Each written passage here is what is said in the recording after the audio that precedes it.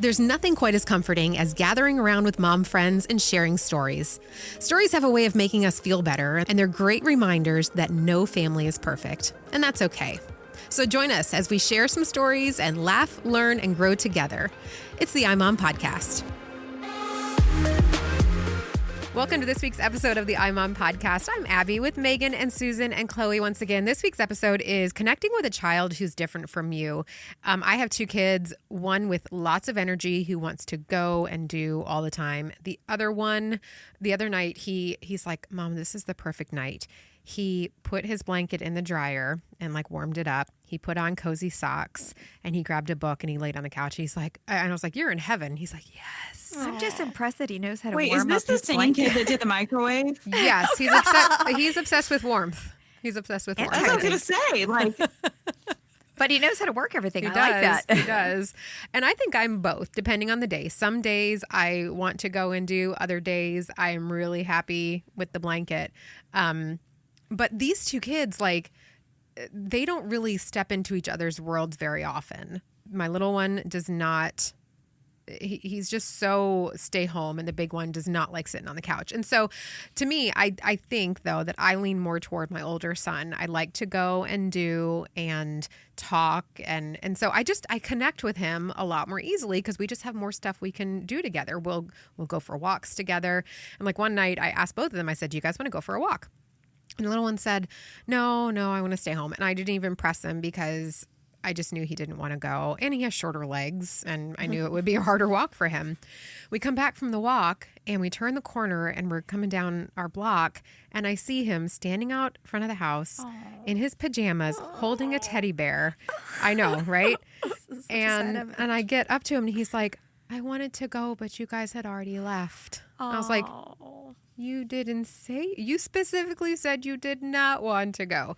But it broke my heart. And I was like, I really want to connect with this child, but I'm struggling, Yeah.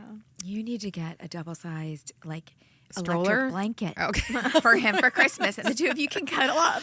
I love that idea. You should definitely do that. Yeah. Well, I got a weighted blanket for Christmas last year, and he loves it. And so, yeah, we do try to, that's his favorite thing to do together is to cuddle. But I'm looking for more things. But it's interesting because Chloe, you're about to have a baby, and we're wired for sameness. When the baby's born, you're like, oh, he looks just like me in this way, and he looks just like dad in that way. He has my eyes.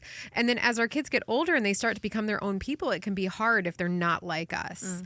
And that's the topic I wanted to talk about today and cover today. How do you connect with a child who's different than you? So my first question, do you guys think that you all had one parent that you connected with more than the other? Or Susan, do you think that one of your kids was easier to connect with than the others? Gosh, Megan can weigh in here. It's really funny because we won't talk about the boys who are totally different.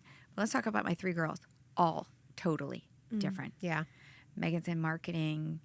Emily is in the creative field. She did the windows for Nordstrom in New York. And Hannah was a nuclear engineer. Mm-hmm. So they just were all different. So I don't know, Megan. Do you think I connect with them differently? I will say that. Yeah. For me, personality-wise, I think I'm definitely more similar to my mom than my dad. But, and we were just really close. But I think it's funny because, my brother and I were really similar in just, personality growing up. But now my brother is a lot closer to my dad, I think I would guess. I don't know. I think it ebbs and flows too, depending on what stage of life you're in. Because for example, I think my brother was probably closer to my mom when he was younger. So I think it probably just depends. Well, so Susan, you've talked a lot about the kids being involved in sports. Do you feel like you were a better sports mom than a theater mom with Emily being in theater? Great. Good example. I was the team mom for the football team, JV and varsity, and I was the chorus booster president. Huh. So I really did. But here's the deal. Maybe don't compare to me because I love a new challenge. So I think God gave me all different children because he knew I wouldn't want to repeat anything. Right. Megan swam. Emily didn't. Emily did theater. Marky did every sport, actually. Grant did different things. They were just all. Yeah. So I thought it was fun. It was a whole new group of moms to meet every time they joined something new. And I like change. What about you, Chloe? Do you feel like one of your parents was could connect to you better than your siblings, or that you could connect to one of your parents more easily? I've experienced kind of what Megan said. I've connected with my mom all throughout, my childhood to adulthood, and my dad and I were always close, but my dad and I really began connecting on new things when I began working professionally. My dad is a John Maxwell certified leadership coach and has a lot of like leadership interest and, mindset interest, things like that. So we really have bonded over that. We listen to a lot of the same podcasts. We read books together. So, the older I've got, as my interests have expanded, he and I have connected on different stuff. Yeah. Yeah. So what are your thoughts on this? If your child has a different area of interest, you might think, well, that's something that I am not familiar with. And I know that what I did worked. For example, I was the kid that was in all the clubs and I was really involved in school. Not all kids want to be, extroverted like that. So for me, I'm thinking, well, that's how I succeeded in school. When you have a kid that's different than you, if they want to do a different path and want to do things differently, you might be parenting out of fear that it's not going to work out. How do you handle that? Again, for me, I love looking at people's potential. So for each of my kids, I really enjoyed kind of taking those early years and exploring different things. Like in the beginning, ask Megan, when she was really little, I made her take an art class. It wasn't her thing. Made Emily take an art class. It was definitely her thing. Mm-hmm. So, I made them all try a lot of different things, and I really liked seeing, oh, okay, they love it, and there's a natural gift for it there. Emily wasn't a great swimmer, but Megan was. It was fun to me to kind of explore. But are we talking about just like different activities than you did, or are we talking about like different personality types? Because I think one thing that probably was more challenging for you, Susan and Mark, was when, we adopted 2 kids and the discipline that you used for us didn't work to discipline them. And it was like, you had to think of much different consequences for them in order to teach them like how to obey and how to, different things growing up, because they never had that. So are we talking about just like different activities, or are we talking about like having kids that are just like totally different in personality and things they respond to? I don't know. I'm trying to think. I'm looking at it as, for me, it's easier to get along with and parent the child who is more like me because, he wants to cook. And so I would love to, hang out in the kitchen and cook with him. Meanwhile, the little one wants to play Minecraft and show me Minecraft. And I'm like, I don't want to watch any more Minecraft. So it's like when you have a similar interest or a similar personality, talkative or whatever, I think that you can more easily bond with that child. It doesn't mean I love the other one any less, but how do you find that common interest and that that bond with a child who doesn't enjoy the same things that you do? I think you take the common interest out of it. If your goal is to bond and they're younger, you're going to do what they like to do because that's where they're going to light up. And so that's going to create that feeling of we've bonded. You kind of have to go where they want to go. I think Megan brought up our adopted kids. I think, it was really kind of more narrow what we could bond over because they just had never lived in a country where they had anything. So I couldn't do things that I did, let's say with, Megan with them. It was, even though they were the same age as Emily and Marky, I had to do things that were different. But I think the goal of the parent is to bond. It's not necessarily always, your common interest. Now, I do think it's fun to build family traditions, things that you all like to do, right? Whether it's camping or, going to big cities or, stuff like that. So I am sure you were a go and do kind of mom, like there's not a lot of sitting around. Did one of the kids enjoy being home, and did you have to adjust to that, or were they all ready to get up and go? We had 5 kids, so it's a little different than when you have 2. So, for example, I think I've said this before with my boys, I got them to talk more around food. So it was like I'd take them to eat somewhere after sports. But, especially when they're older, they have a full schedule. And so you have to kind of enter into their world. Yeah. They're, especially as they advance toward high school and they're either doing music or sports or whatever it is, you kind of have to go where they go. Yeah. Because they're forming, and I think at that age they're a little bit selfish. It's all about them and what they want to do. Right. So, but you can pick out those special occasions and traditions, like this is what we do in the holidays and this is what we do for vacations as a family. For us, it was always, especially with grandparents or extended family, this is what we do, all in. And so there are some things they don't get to choose. Right. Is that clear? Or Yeah. Is that Yeah. confusing? I'm curious because a big way I like to connect is just by talking. And my parents came and visited me last weekend, and I literally just sat in the guest room with them, and we talked for hours. And we talked about random things that don't matter and concepts and all that. And my husband is not like, he likes to talk, but like we'll talk for like an hour, and he's like, okay, I'm done. Out of words. I don't have anything else to say. Right. And I'm, wondering if our kid's gonna be like that, and how do I get to this place where I'm like, okay, just gotta let go. 'cause- That's Marky. Yeah, That's yeah. that's my Marky. He's just not a big talker. yeah. So you just. I mean, my question is, how do you just kind of be okay with that? Well, and that's really the thought behind all of this, is that I find myself worrying that, like, is something wrong with the way that I'm parenting this younger one? Or because the example you're saying, if I want to talk and he doesn't want to talk, and it's just part of his personality, Yeah. how do I keep from feeling like I'm missing out on some connection, or there's some type of way that he needs to be loved and parented that I'm not necessarily equipped for? How do I step Yeah. outside of my comfort zone and love him the way that he needs to be loved?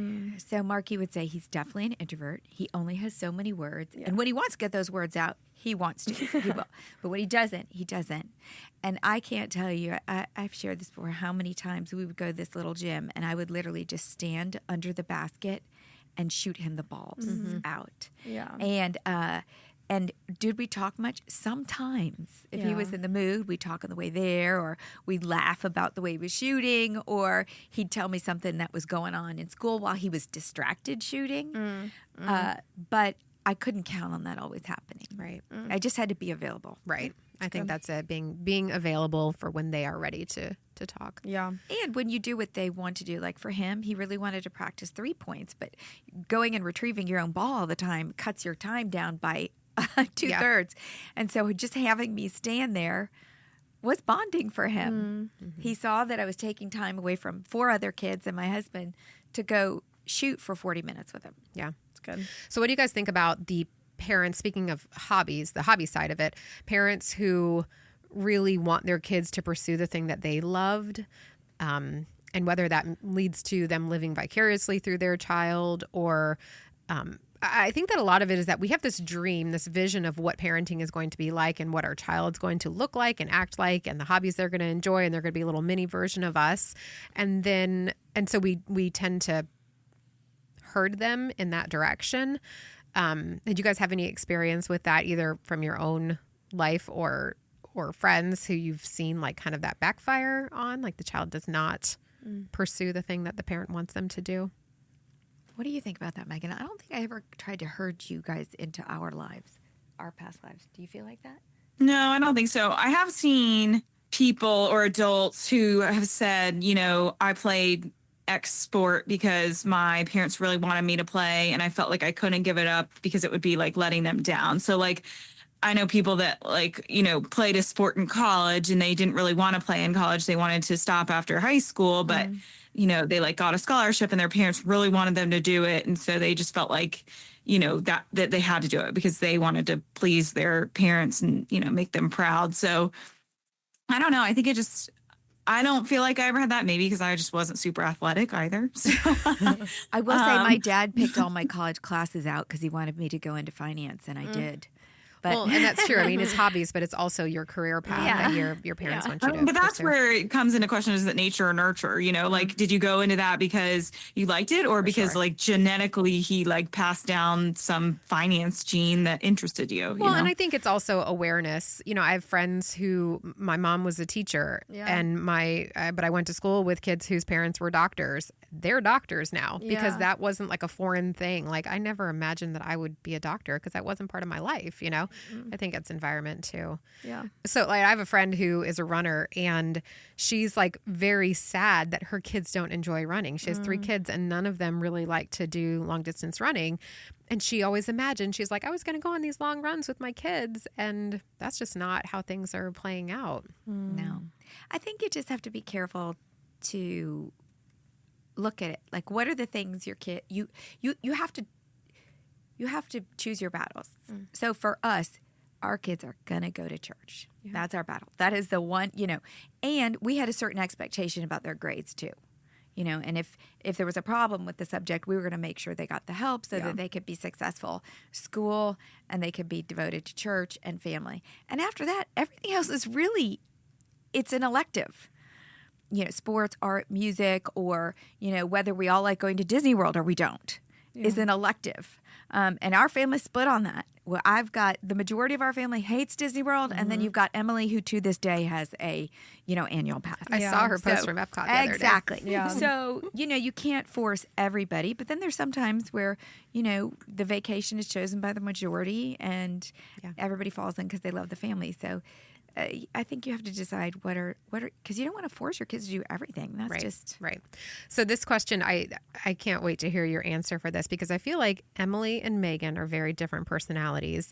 And then also, Chloe, you have said before that you were emotional. So like we've talked about being different as far as hobbies, but what if you have a child whose personality is very different from yours in the way that like, my younger son is very emotional. He's very comfortable with sadness and telling me when he's sad. Meanwhile, the big one's like, everything's great. I'm happy all the time, So I try to support the little one, but I'm also like, okay, it's time to move past this. Like, let's let go of the thing that's making us sad. You felt it. We've talked about it. Now we have to get up and go. So like, how do you handle the child who emotionally is different than you? I think it's hard. What do you think, Megan? Yeah, my sister and I are so different. So a majority of growing up, we did not get along because we were different in the way we looked, how we processed emotions, what activities we like to do. I mean, we could not have been more opposite. And I think at the time it just really annoyed each other. But now that we're older, I think we've learned to appreciate each other's differences and really leverage those. But even now, I mean, we just think differently and react differently. And so we can still kind of get on each other's nerves about stuff because I'm like, one thing she said to me recently, she was like, I just thought that you were like a stone cold, non-emotional, like non-empathetic person. And I'm like, no, I do feel things and I do have empathy. It's an internal thing for me. It's a processing thing. Whereas like she very much wears her heart on her sleeve and like, exactly what emotions she's feeling because she lets you know. So Susan, which one do you feel easier? Like, is it easier for you to? Oh, I very much am always in the middle saying, Megan, you need to be softer. Hey, and now that we have the Enneagram, I go, remember, she's a 4. Yeah. And so she feels things deeply. And, then with Emily, I said, it's not that Megan doesn't love you. It's just that she moves on. She doesn't let things bother her. And this is, she doesn't like him to make a big deal out of things. And so you have to understand in her world, this is how she does it. So I feel like I'm always talking to both of them, kind of explaining, accept them for who they are. Yeah. Chloe, do you think that you've talked about how your mom said you had big emotions. Do you think she was emotional too and could relate to you because of that, or was it a different thing? Definitely. I think she was able to relate. And then I think my dad, God bless him, was not able to relate, but did a really good job. Like, better than your brothers. Oh, yeah. Oh, my middle brother and I were really close, and kind of like the dynamic you're describing between Emily and Megan. Like, my middle brother and I were 2 years apart, and we had the same friend group in high school, and he would just get so annoyed with me. He's like, you've got to get over this, but we remained close. Praise God. Well, we have a great article on imom.com. It actually is coming out in today's iMom Minute, if you're listening to this on the day the episode comes out. It's how to connect with a child who's different than you. And I love these tips because it's kind of, it's more glass half full than the negative side of it. One of them is to notice the similarities. As soon as we have a child that's different from us, we tend to, well, I tend to focus on the things that are different instead of the things that are the same. Admire their strengths and compliment them on them. Learn to collaborate, which I think is so great. Like if you're just like somebody else, you're going to come up with the same ideas and reach the same, but having that different person can lead to something great. Can we apply this to husbands Well, too? I was Or is gonna that say another that. podcast? Well, I was going to say that. Sorry, not to go off on a little tangent there, but like I know you've talked about the difference between you and Mark. Trent and I could not be any more different. And it's harder because they're not children. Yeah, and every situation, I'm like, we should do this, and Trent's like, no, we should do this. I'm like, what do we do? But I do think I appreciate what a great team we make. Yeah. So I'm like, okay, Lord, please, I know. please But let me. I would have more compassion for the kids than probably my husband. Yeah. But I think that's true. Like if you're in a relationship with somebody who's very different from you, opposites attract or whatever, then how do you connect with them? You Part compromise. two. Yeah. Part yeah. 2 podcast. Yep. And then with the also, you know, husband. you can call out the differences. I think that there's a lot of comparison in the world and we equate differences with deficiencies, but that's not necessarily true. Sometimes different is just different and we all make up this body of Christ and we all make up, you know, with these different skills and talents and things. So focus on them as assets instead of detriments. Detriments? Detriment. Is that the right word? Drawbacks. I don't know. I don't think I like drawbacks either, producer Bobby. Stumbling blocks? What? In Sure. relationships? Hindrances. Email us and tell us what word don't you know. If you have a child who's different from you, tell us how you connect with them and then subscribe to the iMom Minute. Like I said, you'll get articles with topics just like these. And that link is in the show notes. Thanks for listening. Thanks for listening to the iMom podcast. iMom is the motherhood program of the nonprofit organization Family First. Along with our fatherhood program, All Pro Dad, we exist to help you love your family well. Subscribe to our daily email, the iMom Minute, by going to imom.com/subscribe and get tons of great ideas, insight, and inspiration. The iMom podcast is hosted by me, Abby Watts, along with Susan Merrill, Megan Tigner, and Chloe Blumenthal.